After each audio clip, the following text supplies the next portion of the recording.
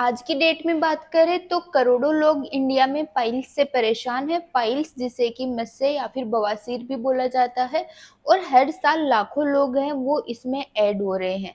यहाँ पर बात ये नहीं है कि इंडिया में पाइल्स का कोई सफल इलाज नहीं है, लेकिन दिक्कत ये आ रही है कि लोग बताने में, डॉक्टर के पास जाने में शर्माते हैं, हिचकिचाते हैं। डॉक्टर से अगर प्रॉपर ट्रीटमेंट लिया जाए तो पाइल्स की समस्या कोई बड़ी समस्या नहीं है। समय रहते स्टार्टिंग के सिम्टम्स पर बात करें तो बहुत जल्दी और बहुत इजीली ये क्योर हो सकता है। हेलो एवरीवन, मैं हूँ doctor Raunak, homeopathic physician at Manasvi homeo clinic Sikar.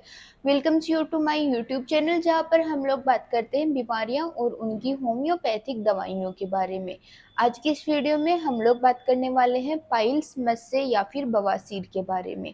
Piles, मस्से या फिर बवासीर होते क्या हैं? हमारे एनस के अंदर की तरफ या फिर चारों ओर की वेन्स है वो फूल जाती है, वहां पर एक मस्से नुमा संरचना हो जाती है जिसमें कि काफी ज्यादा दर्द होता है, इरिटेशन होती है, खुजली काफी ज्यादा रहती है और कुछ केसेस में ब्लीडिंग भी हो सकती है। अगर इसके इलाज की बात करें तो काफ़ी सारी मेडिसिन हैं वो इसके लिए इफ़ेक्टिव हैं। होम रेमेडीज इफ़ेक्टिव है और अगर लेटर स्टेजेस में जहाँ पर मेडिसिन और होम रेमेडीज काम करना बंद कर दे वहाँ पर सर्जरी इसके लिए एक ऑप्शन है। लेकिन यहाँ पर मेडिसिन और होम रेमेडीज के साथ में अगर हम कुछ टिप्स का ध्यान रखें, कुछ काम हम लोग करें तो हमारी पाइल्स की समस्या है वो डबल स्पीड से ठीक हो सकती है और दोबारा भी नहीं होगी। पाइल्स के जो पेशेंट्स हैं उन्होंने एक नाम जरूर सुना हुआ होता है, सिट्स बाथ। सबसे पहले हम लोग बात करने वाले हैं सिट्स बाथ की। पाइल्स के पेशेंट्स में सिट्स बाथ कितना जरूरी है। सिट्स बाथ में आपको करना क्या होता है, एक टब में गुनगुना पानी भरना है और उसके अंदर बैठ जाना है।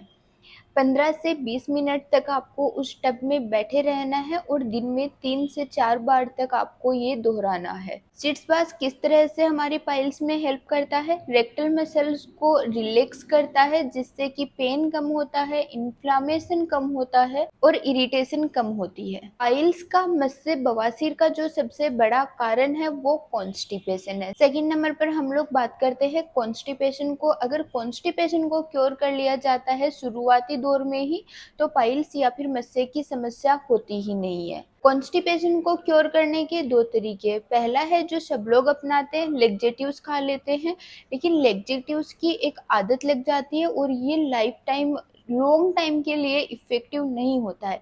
सेकंड है, अगर हम हमारे खान पान की आदतों में बदलाव करें, हम हमारे खाने में कुछ अच्छे फाइब्रस फूड्स ऐड करें तो उसकी वजह से कॉन्स्टिपेशन है वो ज़रूर से आपका दूर हो जाएगा। बात करें अगर हम खाने में हमें क्या चेंजेस करने हैं, कुछ चीज़ें हमें ऐड करनी है, कुछ चीज़ें हमें अवॉइड करनी है। फ्रूट्स से हम लोग स्टार्ट करते हैं। फ्रूट्स में एप्पल, बनाना, पाइनएप्पल हो गया, पपीता सबसे अच्छा रहता है, चीकू है, ये सारे फ्रूट्स हैं, ये पाइल्स के पेशेंट्स के लिए काफ़ी अच्छे रहते हैं। डेली बेसिस पर इन फ्रूट्स को खाइए। हाँ, फ्रूट जूस आपके लिए काम नहीं करेगा। फ्रूट्स को पूरा का पूरा खाना चाहिए जिससे कि उनका पूरे फाइबर भी हमें प्राप्त हो और उसके फ्रूट के सारे बेनिफिट्स हम लोग ले सकें।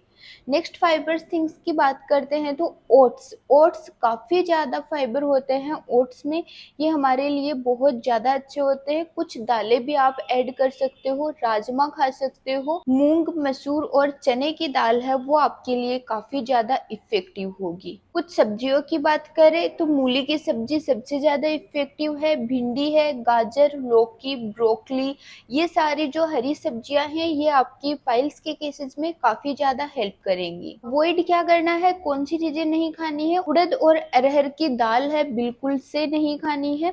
बैंगन और अरबी की सब्जी भी आपके लिए बिल्कुल अच्छी नहीं है। तेल मसाले, चटपटा खाना, काफ़ी ज़्यादा ऑयली स्पाइसी खाना, जो प्रोसेस्ड फूड होता है, अल्कोहल या फिर सिगरेट, तंबाकू, ये चीज़ें पाइल्स के पेशेंट को बिल्कुल से भी नहीं खानी चाहिए। इनका प्रयोग अगर आपको पाइल्स है तो तुरंत से बंद कर दें।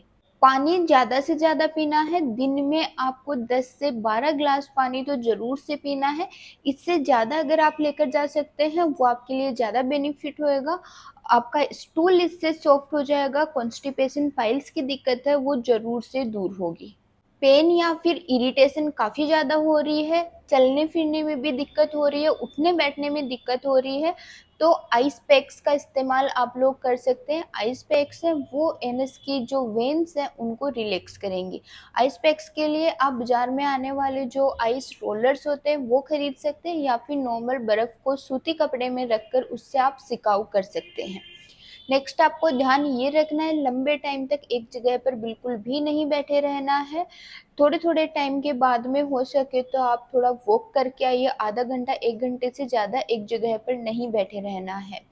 इससे होता ये है कि हमारी जो एनएस की वेन्स होती हैं उन पर प्रेशर क्रिएट होता है, जिसकी वजह से मस्से या फिर पाइल्स की समस्या आपको हो सकती है और लंबी बनी रह सकती है। वे लोग जिनका काम बैठे रहने का है वो लोग इस चीज़ का ज़रूर से ध्यान रखें अपने पाइल्स को ठीक करने में। जिन लोगों का काम लंबे टाइम तक बैठे रहने का है उन्हें एक चीज़ और ध्यान रखनी है, जब भी वो बैठे बिल्कुल से हार्ड सरफेस पर ना बैठे, बैठने के लिए कोई सॉफ्ट सरफेस या फिर किसी गद्दी का प्रयोग करें, जिससे कि एनएस की वेन्स है उन पर ज़्यादा प्रेशर क्रिएट ना हो। नेक्स्ट चीज़ जो हमें ध्यान रखनी है वो ये है कि कुछ लोग हैं वो स्टूल को कंट्रोल करते हैं, जब उन्हें स्टूल की अर्ज होती है तब वो स्टूल नहीं जाते हैं।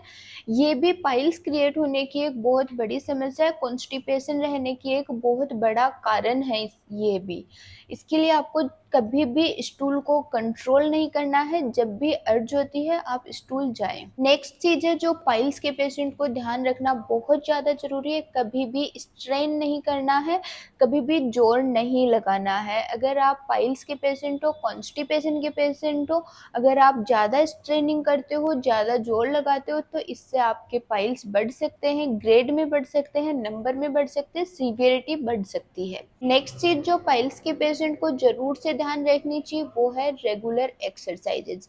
डेली बेसिस पर रेगुलर एक्सरसाइजेज करनी है, लेकिन ध्यान ये रखना है बहुत ज़्यादा जोर वाली, बहुत ज़्यादा वेगरस एक्सरसाइजेज आपको नहीं करनी है। हल्की फुल्की एक्सरसाइज करनी है और कोई किसी भी तरह का कोई हैवी वेट आपको लिफ्ट नहीं करना है। अगर नॉर्मल आप आधा घंटा 1 घंटे की वॉक करते हो वो भी आपके लिए बहुत इनफ है।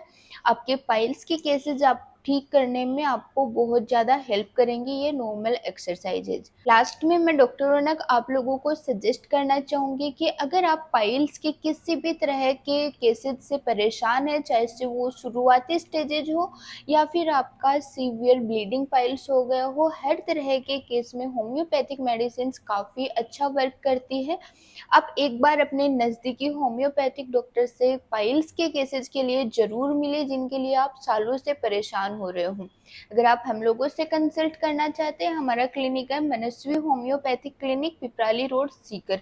ऑनलाइन कंसल्टेशन की सुविधा भी उपलब्ध है, जिसके नंबर स्क्रीन पर दिए गए हैं। यहाँ पर आप हम लोगों से कॉन्टेक्ट कर सकते हैं व्हाट्सएप या फिर कॉल के थ्रू। अगर आपको वीडियो पसंद आया है, नॉलेजेबल लगा है तो वीडियो को लाइक कीजिए, वीडियो को शेयर कीजिए, चैनल को सब्सक्राइब कीजिए और बेल आइकन को जरूर से प्रेस कर दीजिए ताकि आने वाली वीडियोज के नोटिफिकेशन सबसे पहले आपको प्राप्त हो।